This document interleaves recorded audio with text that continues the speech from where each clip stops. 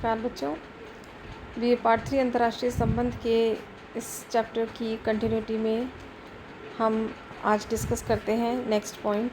और ये next point है साम्राज्यवाद और उपनिवेशवाद का अंत हो गया था सेकेंड वर्ल्ड वॉर के बाद।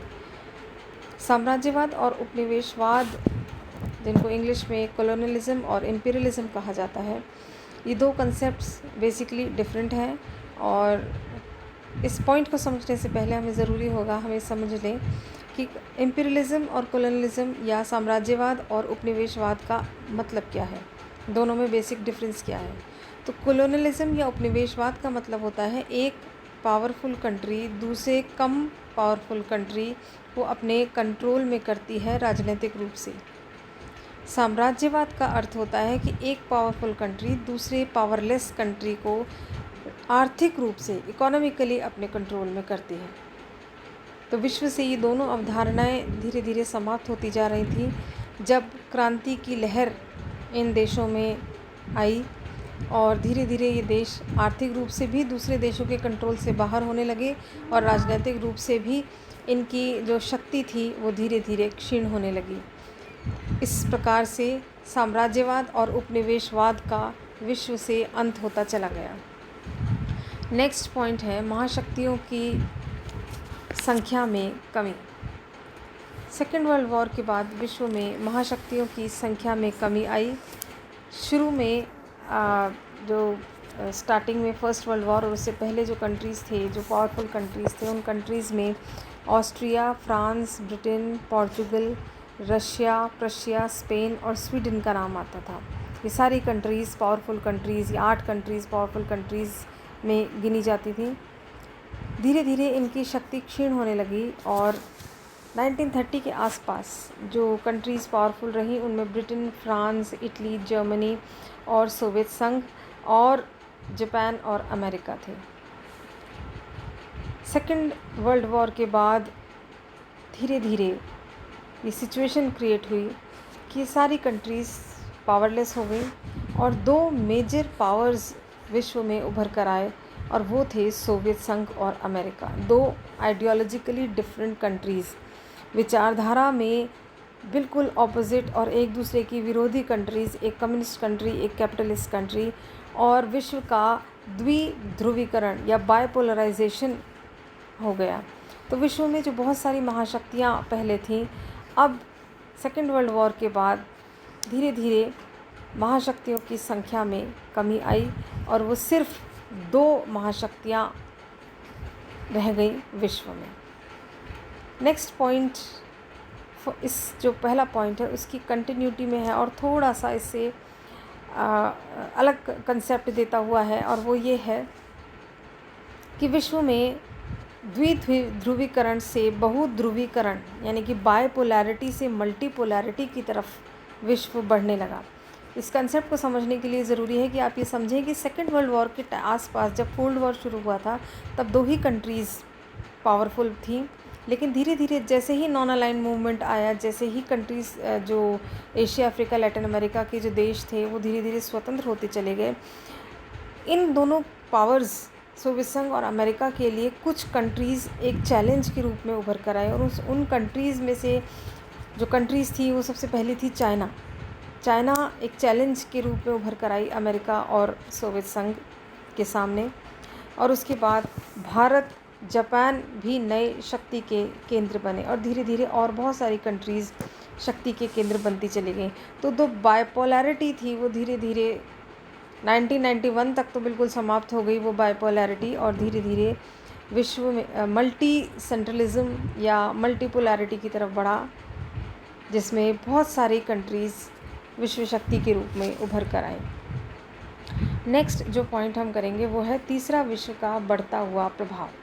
तीसरा विश्व, 2 वर्ल्ड्स कहे जाते थे पहले। पहला विश्व या पहला जो वर्ल्ड है वो था अमेरिका, लेड बाय अमेरिका और अमेरिकन सपोर्टिंग कंट्रीज़ का।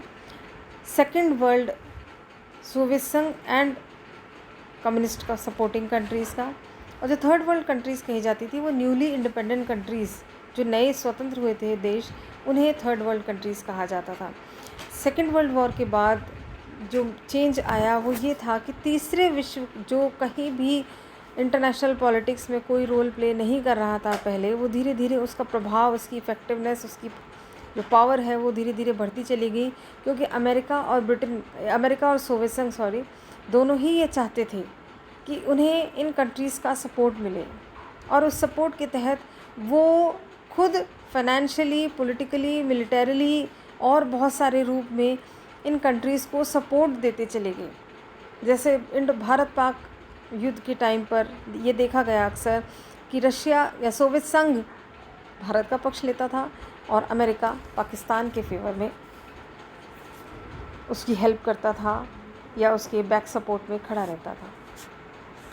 नेक्स्ट जो पॉइंट हम करेंगे वो है उत्तर बनाम दक्षिण संघर्ष। उत्तर बनाम दक्षिण का मतलब होता है north versus south. Northern countries, उत्तरी देश का मतलब है जो डेवलप्ड कंट्रीज़ हैं। साउथ यानी कि दक्षिणी देश जो डेवलपिंग और अंडर डेवलप्ड है, जो विकासशील है या अर्धविकसित है, ये कंट्रीज़ साउथ कंट्रीज़ कहलाई जाती थी। सेकेंड वर्ल्ड वॉर के बाद इस संघर्ष को बेसिकली ये एक पॉलिटिकल कम और आर्थिक संघर्ष ज़्यादा था, जहाँ पर जो नॉर्दर्न कंट्रीज़ थी, जो पावरफुल कंट्रीज़ थी, जो विकसित देश थे, वो विकसित देश अपनी शर्तों पर व्यापार करते थे दक्षिण देशों में, और दक्षिण देश इस व्यापार का विरोध करते थे। वो कहते थे कि ये विकासशील राष्ट्र हैं, अर्धविकसित राष्ट्र हैं, तो जो विकसित राष्ट्र हैं वो कम दरों पर और उनके फेवर में जितना भी व्यापार हो वो करें।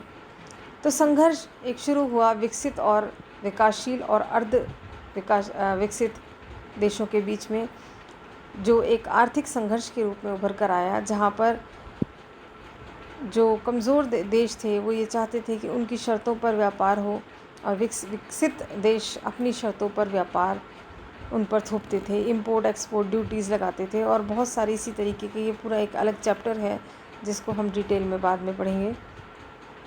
और अब इस फर्स्ट चैप्टर का लास्ट पॉइंट है संयुक्त राष्ट्र का बढ़ता हुआ परिवार।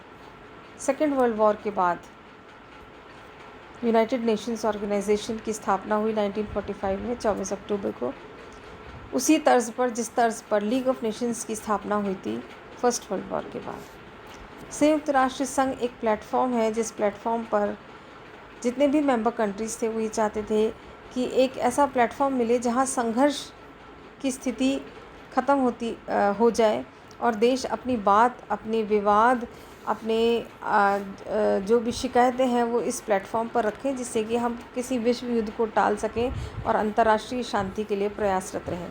तो यूनाइटेड नेशंस ऑर्गेनाइजेशन की स्थापना जब हुई थी तो इसकी जो मेंबर कंट्रीज़ थी वो 51 थी।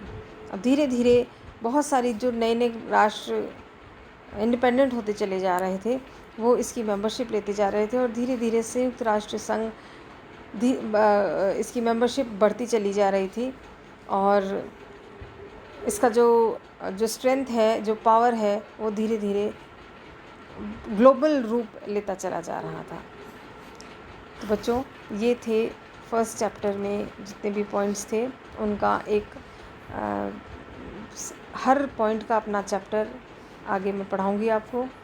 ये सारे पॉइंट्स विश्व परिदृश्य को आपको क्लियर कर देते हैं। सेकेंड वर्ल्ड वॉर के बाद आज तक जो भी मेजर चेंजेस हुए हैं वो मेजर चेंजेस क्या क्या थे, ये चैप्टर यहीं पर समाप्त होता है। आज मैंने आपको एक PDF भी भेजा है जिस PDF में इंडो चाइना रिलेशंस के बारे में लिखा गया है।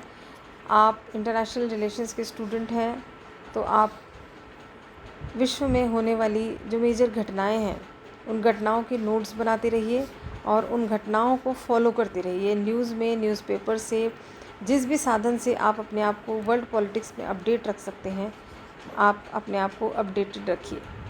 धन्यवाद।